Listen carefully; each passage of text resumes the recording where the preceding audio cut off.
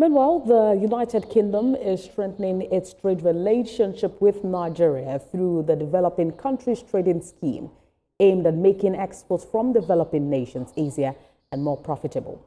At a workshop in Lagos, government officials, trade experts, and exporters gathered to explore how Nigerian businesses can take full advantage of the scheme. Zahid Aribisala reports.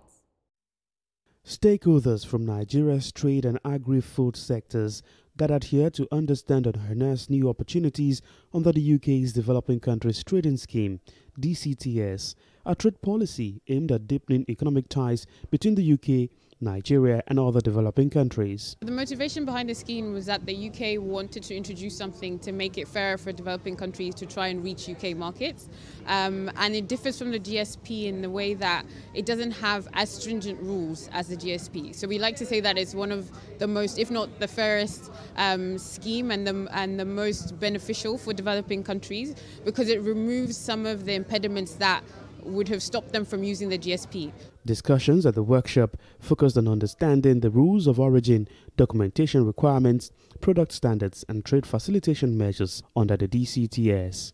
It's made in a way that encourages value addition in Nigeria. That's why my colleague was talking about some of the rules around sourcing from in and around Africa. We've made it so that it can allow that. The Nigerian government says its ongoing economic reforms to boost non-oil exports align with the opportunities presented by the scheme. The scheme offers duty-free and quota-free access to thousands of products from eligible countries.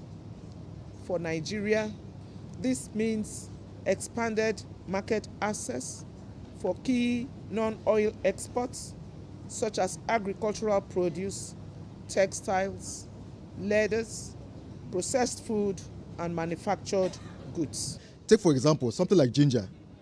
It's not only made in Nigeria, it's not only grown in Nigeria, it's also grown in India, it's grown in China and all that. But if for a Nigerian exporter like myself, exporting, say, a ginger, to UK, a drop in tariff will mean that a British buyer will rather probably buy from me where the tariffs are lower, because it means that the product cost eventually becomes lower. So this is an important scheme for exporters here. As trade partnerships evolve, experts believe the Developing Countries Trading Scheme could mark a turning point in Nigeria's export journey, opening new markets and positioning the country as a stronger player in international trade. Zahid Aribisala, TVC News, Lagos.